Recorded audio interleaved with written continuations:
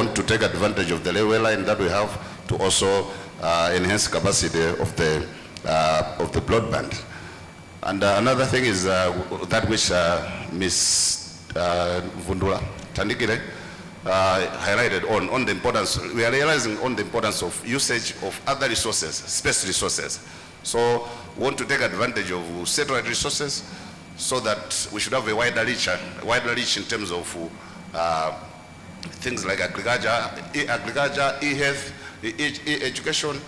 You agree with me that if you're using terrestrial infrastructure, the scope of reach is sort of narrowed compared to satellite technology. So we are reviewing the Communications Act at the moment. It's at the Ministry of Justice for vetting.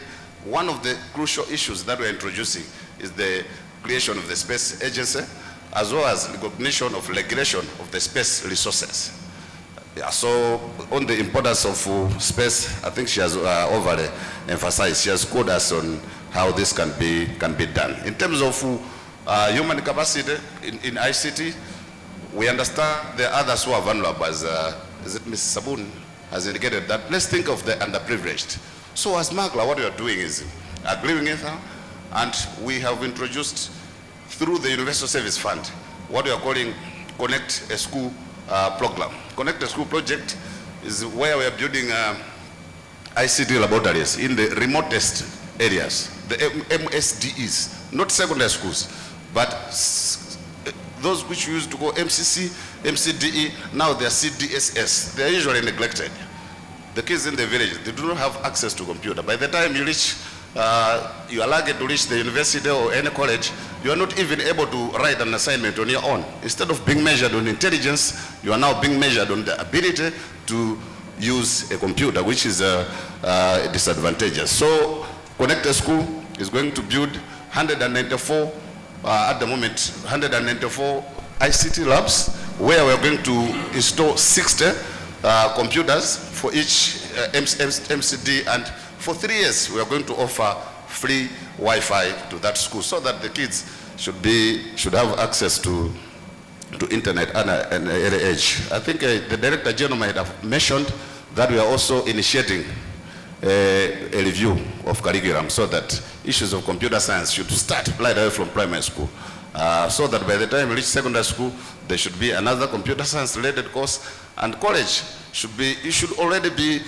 good at computer science, not because you want to specialize in it. There are so many things that we could have said, but I would like to put a question as we are concluding, to say we are worrying about human resource capacity here. Why is it that we have unemployed graduates in ICT issues, in ICT laws, in ICT, and at the same time we also have vacancies in institutions, whether in private institutions or government institutions? Is it that what is being taught in the university is not answering the questions, the challenges that are supposed to be addressed through these institutions? Maybe it's something that can be food for thought. Chairperson, the president of ICTAM, my brother there, Banagama, maybe this is something to take home. You may start wishing to mainstream issues of ICTs in public and private institutions, like what other regulated bodies are doing. 1 minute, Carriers. Thank you, sir. Like what other regulated bodies are doing. In procurement, there are certain standards that a certain procurement office can only be held by someone at this level, or it's a requirement that you should always have this. Why can't we have the same, maybe with ICTs? This will also help to create awareness and create employment for other bodies, and also take on board the digitalization which we would like to achieve, so that we should in the end achieve it as an enabler of economic development as recognized by the Malawi 2063 vision. Thank you very much. Thank you, Kelias. Finally, Brigadier Kondwani. Thank you, the moderator. First of all, I will try to come up with the background of the 22 Signals Brigade. You may wonder why it is called 22 Signals Brigade. After looking into the world battlefield changes, we have identified that ICT is growing. Then we said we should come up with a brigade whereby we combine the signals and the ICT personnel. Because the cybersecurity is a big threat. And if you borrow a leaf from US Army, you'll find that they have managed to come up with a cyber command among the 4 commands which US government has. It is of that background whereby we are saying cybersecurity is a big threat and it can bring a downfall to each and every country. I want to agree with Professor Zimba. Yesterday, he said if he was in command, he would have sold all the guns. Looking into the data, is the data what we have? Is it secured? Do we need a soldier to guard that data? You can have the answer. That is why Professor Zimba said he would have sold everything and invest in ICT so that whatever we have can be protected through the trained ICT personnel. On the other hand, we have also seen that Malawi is has a porous border. Do we need to put each and every soldier so that we safeguard Malawi as it is required? No. Then why can't you find out other solutions, like having drones and manned aircrafts, which can provide 24/7 security across our borders and give us the information. And if that information is being given, we should be secured. That is why we are saying it is important to have the human capacity, infrastructure in place, and we should not work in isolation. I want to agree with another gentleman here. I don't know his name. He talked about the security departments being isolated. I want to agree that MDF has worked in isolation for a long time. If you go to US, UK, you find they identify people who can bring a big change or development within the MDF, within the security. And they come on contract and develop up some programs which will help the government to secure and manage their information.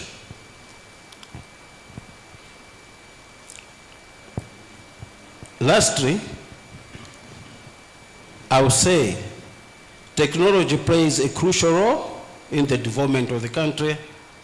Different sectors, that is the emerging technologies, are being harnessed. So it is important that we should not be left behind. We should look into how we are going to go in 2060. Thank you. Thank you, Brigadier General Kondwani. We will now move into the Q&A session for the general audience. And as we are aware, this is an MDF-run conference. I'm going to run this with military precision. One question per person, that's it. You either question or you comment. So make your choices now in your heads. What are you going to do? And please introduce your name, say out your name and then your question. So we'll take 3 questions. Please be clear who you're addressing that question to, so that the panelists, or the 4 we have here, plus the 3 that are in the audience, can prepare for that. So we'll start the first round. The gentleman in the red shirt over there. Can you move the mics around? Then we've got the gentleman in the white. So no, I'm not that colorblind. Is that black or gray t-shirt? Thank you very much. My name is Wes Rukere, the Managing Director and Lead Consultant in Cybersecurity and Digital Forensics, CyberSoftNet. So basically, mine is a comment. It's not more than, it's not a question. My comment is that I think we are really far behind as far as security is concerned. We're actually talking about artificial intelligence. But I can also see that there is the technology we actually, as Malawi, are adopting from different actually countries. Like we're talking about IoT, like we call it Internet of Things. Like we have devices that we actually have imported, like ESCOM has got meter, which actually uses radio frequency, and even Waterboard uses that. And then even banks, they use NFC as a way of communicating. Maybe they want to pay money using, when you want to draw money from the ATM machine, sometimes you can just use your card and just put it there, and then it actually give you a chance to enter the PIN number. So there are lots of technologies which actually probably we are undermining. I'll tell you one thing, I have devices right here, like this one. This device, if you can see, it's a device that can actually copy your radio frequency. It can copy data from your card, your bank card. Like you can get the bank and copy it to another blank ATM card, and someone can try to get money from that. So we have got devices that are very dangerous, but then we have to then also shift our like education in terms of looking at what is currently happening. Like, you know, I'm actually happy with what Council Mlenga said, that we have to balance the education and what's going on in the industry. We have to have the tech that has to also address the issues that are happening in the industry. Like what I'm just saying, the environment, we're using technology, and then we also have got devices like this one. Well, I just wanted to show you, like this is, you look like this is a flash disk, but it's not a flash disk. It's a device that when you put it, when somebody uses it and put it in a computer, it will actually copy data into probably emails and all that. So this is something else that we need also to educate people. There's issues of awareness that you don't just have to get anything. Find a flash disk and then you just get it and put it on your computer. You might actually incur a lot of problems. So security is actually very huge. And you have something like this, it says, more or less like a cell phone. Please conclude. Okay, so I'm just trying to give an awareness that actually when we talk about security, make sure that we actually do more research and development, and then engage with the private sector as well, and be able to navigate where can we actually foster our security as we're moving towards 2063. Thank you. Thank you, and I would suggest all of you sitting next to him hide your cards and your laptops. Who's next? The gentleman in the black t-shirt. Oh, I can't see. I think the cameraman is hiding. Yes. All right.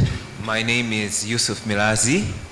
For me, it's a general comment to all the panelists with regards to the matter at hand, where we spoke of the initiatives with regards to achieving the TSD goals as per Malawi 2063. When it comes to the initiative front, I wanted to know how much do we do, particular as a nation, when it comes to funding these initiatives? Because we have plans to enhance our technology as we go through the Malawi 2063 agenda. But how much do we actually fund those in our budget? If we look at the 24-25 budget, we could see maybe only about 7% was allocated to ICT and transportation. So that is both roads and ICT. That means maybe technology had maybe 4% of the annual budget. With that in mind, does it seem that we are serious in implementing those initiatives as a country? Because let's say, for instance, in the private sector, let's say, for example, a bank, you would see banks allocate at least 20-25% of their capital expenditure to technology when they're trying to drive their digital transformation journeys. So as a country, how much are we going forward looking into funding our technological initiatives in order to achieve our technology and digitization goals from the grassroots to the top across all the ministries, departments, and agencies as we try to achieve Vision 2063? Thank you. Thank you. I think it's a question, but I'm not sure we have the panelists here can address that. Can we have one more?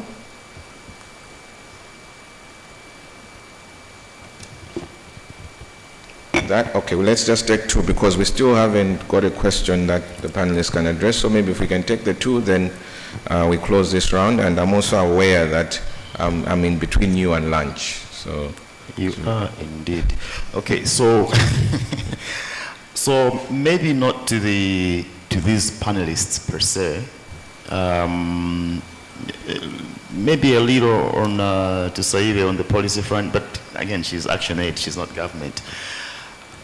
But more dwelling on the presentation that Dr. Chipo Kanjo presented prior to the panel discussion, is there seems not to be a clear vision as far as government is concerned on what it is that they want to achieve with IT. I mean, there's too much policy. When she displayed one of her slides, there was policy on this and policy on that and policy on that. Then there was CERT, there was MACRA, there was just so much clutter. And I'm like, the same IT, the same technology we're talking about here, what is it we're trying to achieve? When water became important, government provided water. When it became important, government built roads. When healthcare became important, government built hospitals and provided free healthcare to the population.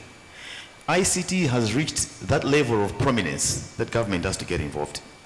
And if it's not being used within government itself, within its own departments, we have a problem.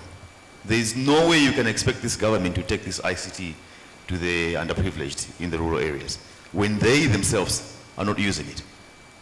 When you have Department of e-government, something like that, and then there's Malawi Digital, and then so Dr. Kanjo's presentation was like, if you go into every ministry, into every MDA, I think, there will be someone from National Statistics Office. Because National Statistics Office knows how important statistics is and collect it at source. Department of e-government is nowhere to be seen anywhere in the ministries. And we shouldn't be surprised. What is it that we're trying to achieve when we say we want to achieve ICT? When we say 2063 agenda, ICT 2063, what is it that we want to achieve? It's not coming out clear. In an institution, you would say we want to upgrade our system or our HR system or our finance system from version this to version that by this date, and you allocate resources towards that, and you know who's going to do it and how much it's going to cost you. You prepare for it. For government, it's neither here nor there. Thank you. Can I have that one final contribution before I ask any of the panelists if they might want to address a comment? Where's the mic? The gentleman in the black t-shirt. Next to Kelias. All right, my name is Francesco. I'm a digital media specialist for NPL. First of all, thank you, the four ladies over there. I did a quick summary, and I've got a question. I don't know who can answer that question between the four of you. The first one, I looked at the challenges, or should I say obstacles, first when we are talking about the future of technology. So there's technology-based problems. These are cybersecurity issues, integration issues, data management. Then there's organizational-based, resistance to change, skills gap, resource constraints, leadership alignment, cultural barriers. Then there's the social-based, ethical issues where people may be, some like now they're saying AI is satanic, something that is really out there. Privacy concerns. And the last one, strategic base, and clear return on investment, short-term focusing, ecosystem. Now, when we look at all these, the question is, are we really securing a future for digital transformation, or we are just talking about it? That's all, thank you. Thank you. Who would like to attempt? Okay, Saiwe. Right, thank you, Francesco, and the guy in the classes, I've forgotten your name. I hope you're listening. You can just nudge him. Yes. Your comment about the seriousness, if we're serious, if the government is serious. Like I said when I was speaking, that the government does a lot of public spending cuts. That even includes the education sector, the main sectors, so the education sector, the health sector, agricultural sector. So those are already under budgeted in the national budget. So you can imagine that I don't think that ICT is one of those where they're like, oh yeah, let's put more money in this because the world is going digital. So that's what I can say about that. And then Francesco, to respond on the organizational-based challenge, technology challenges. Are we really securing digital transformation? From my perspective, no, I think we're just talking about it. And it comes back to what I said about the grassroots, right? We already have challenges with basic education. So you can imagine that taking this to those people, they're not going to understand it. And he also talked about food security, right? So if there's food insecurities, people are not going to be interested to learn about what digital technology is, or to look at, they'll be interested, they'll be curious to know what to see a tablet or a smartphone itself. But for them to be like, oh yeah, we're going to sit down and we're going to want to learn how to use this thing, they're not going to be interested. So from that, and one of the objectives of the national digitalization policy is to bridge the divide between the urban and the rural areas. So obviously that's not going to happen in that regard. So we are right now just talking about it from my perspective. Thank you. All right, thank you to Saiwe. I'll get Tandy to also contribute.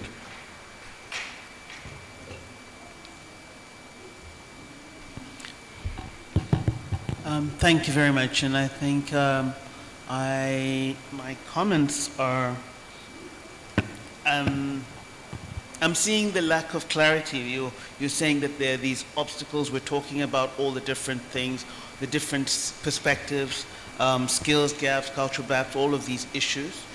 And there was also a comment about the vagueness about where the responsibility is to drive the ICT agenda for the country.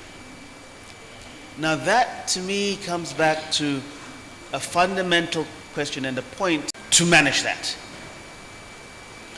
Some of the other, previously we used to have economic planning and development, and you had EP&D people in every ministry. But we didn't quite have the with them up. Because without that tie-in, then we're in problems. All right, thank you, Tandy. I'll take one final contribution because of time. We'll probably have to end our session. Hey, I'm seeing a lot of hands. I'd just like to address his question about, there's this huge sector for opportunities, and we have all these trained people who are not getting jobs. Working at ALX, we work across the globe, and we are looking at the metrics of different countries. One of the things we track is if our graduates are getting jobs. And I want you to guess the country where we're seeing the most jobs. from Africa. Nigeria. Nigerian young graduates are getting lots of jobs. And when you look at some of the differences between some of what Nigerian young tech graduates are doing compared to Malawian tech graduates, you'll notice some things. So continuous learning is essential. We always emphasize continuous learning, as we discussed. We find our Nigerian graduates are doing 2-3 courses every 6 months. Some other students do one course and they stop, and they don't make themselves competitive in the market. So we find our Nigerian students, when we post the opportunities, they are grabbing them. And also just the visibility. The graduates who are here today are our most successful graduates. They take up opportunities, they make networks, they make themselves visible on LinkedIn. You'll see them posting all the time. Others are quiet. We don't know who they are, we don't know where they are, and the opportunities are missing them. So I just wanted to talk about that little aspect. Thanks. All right, thank you, Isabel. As I started, I said military precision. I'll have to disappoint these hands. My MC has told me that we need to wrap up, so thank you all for your contribution. Let's continue the discussions around lunch, and maybe hand some of those questions to our hosts, the Defense Force. Maybe they can talk about them as they make their concluding remarks this afternoon. So thank you, our panelists, and sitting here, and those in the audience for their wonderful job well done, and the audience for your participation in our session here. Thank you very much. Thank you so very much. A round of applause for Mr. Mpingangila for moderating the session this afternoon. You wait there, just as we did with the other panels, so you can stand there for a beautiful photograph. Carriers, please join. Commissioner, please join. Brigadier General, please join the panel up there.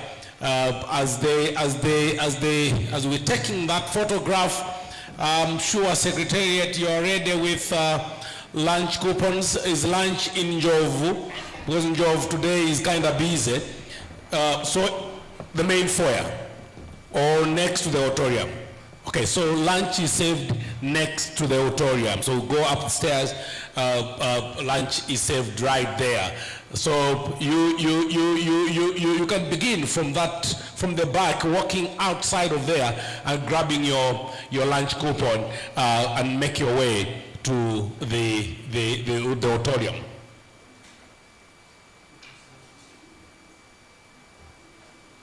Yes, by the way, Dr. Yes, how come I was, please, a round of applause as she makes her way up there one more time. Beautiful.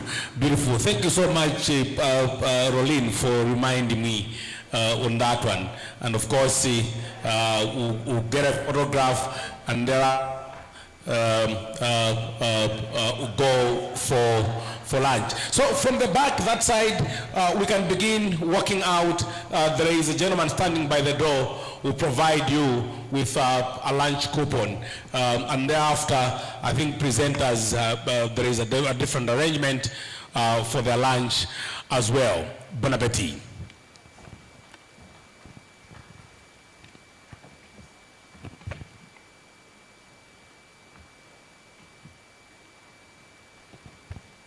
I think William was lying, people are not hungry.